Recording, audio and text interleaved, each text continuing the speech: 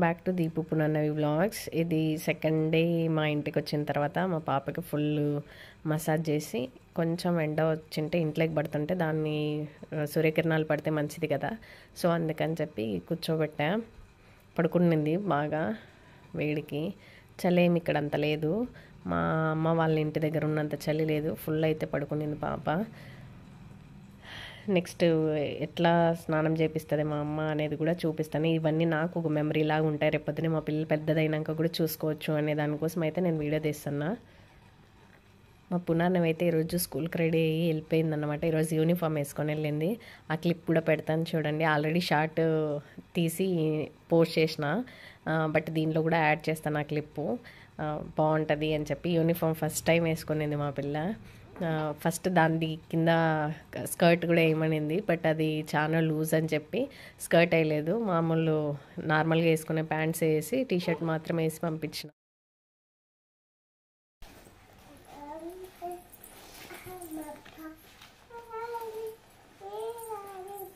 ఇట్లు తిరుగు.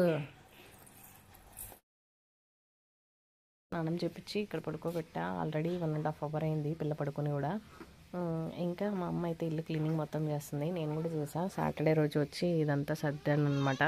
ఎందుకంటే ఆల్మోస్ట్ నేను మా ఊరికి వెళ్ళి 9-10 months అక్కడే ఉన్నా. సో పాప మెడిసిన్స్ అన్నీ ఇక్కడే పెట్టాను, ఎందుకంటే బెడ్కి దగ్గరలో ఉండాలని. పిల్ల అయితే ఇక్కడ పడుకొని ఉంది. ఇప్పుడు మా అమ్మ ఏం చేస్తుందో చూపిస్తాను. మా అమ్మ అయితే కిచెన్ మొత్తం తీసేసి బయట పెట్టింది అనమాట. మొత్తం క్లీన్ అయితే చేసేసింది అక్కడ. ఇంకా పాత్రలు అయితే అక్కడ వేసి కడుగుతాను అనమాట, షింక్లో నిలబడుకోలేక. ఇంకా ఇవన్నీ క్లీన్ చేసి సర్ది పెట్టాలి. సర్ది పెట్టడానికి కూడా టైం లేదు, ఎందుకంటే మా పిల్ల వచ్చేసే టైం అయింది. ఆల్రెడీ 1 o'clock అవుతుంది. ఇప్పుడు వచ్చేస్తుంది పునాన్నవి. నేను నిన్న ఈ బెల్ట్ తెచ్చుకున్నాను అనమాట. ఇన్ని రోజులు ఊర్లో ఉన్నప్పుడు నేను క్లాత్ కట్టుకుంటుంటే బ్యాగ్కి సపోర్ట్ ఉండాలి అని చెప్పి నిన్న అపోలోకి వెళ్ళి తీసుకొని వచ్చాను అనమాట. దీనివల్ల కొంచెం రిలీఫ్ అనిపిస్తుంది నాకైతే. సో చూడాలి, ఇంకొక 1 week అట్లా యూజ్ చేస్తే ఎట్లుంటుంది అనేది తెలుస్తుంది. మా ఊరికంటే ఇక్కడ చిత్రదుర్గలో తక్కువ చలి, సో అయినా కూడా పిల్ల పడుకోదు కదా, అంటే పిల్లలకి ఒక 3 months వరకు ఈ క్లైమేట్కి అడ్జస్ట్ కారు సరిగా. సో అందుకే నేను ఎప్పుడు పునర్నవి టైంలో ఇది తెచ్చిండేది రూమ్ హీటరు. ఇప్పుడు కూడా ఈ పిల్లకి సపరేట్ కొన్నాం, ఇది మా హస్బెండ్ మర్చిపోయి వచ్చింటే.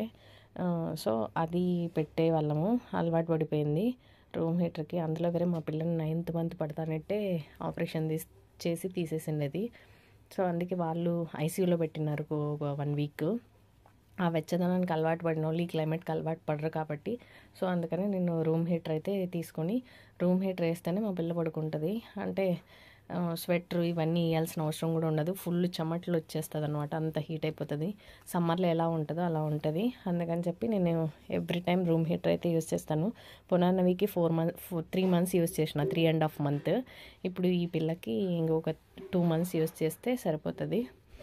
చూడాలి ఈ పిల్ల ఎట్లా రికవరీ అవుతుంది ఏంటి అనేది. నేను ఇన్ని డేస్ ఎందుకు వీడియోస్ చేయలేదు, ప్రెగ్నెన్సీ టైంలో ఎందుకు వీడియోస్ చేయలేదు అనేది నా నెక్స్ట్ వీడియోలో చెప్తాను. నా వీడియోస్ కనుక మీకు నచ్చినట్టయితే please like, share and subscribe my channel. Thanks for watching. Bye.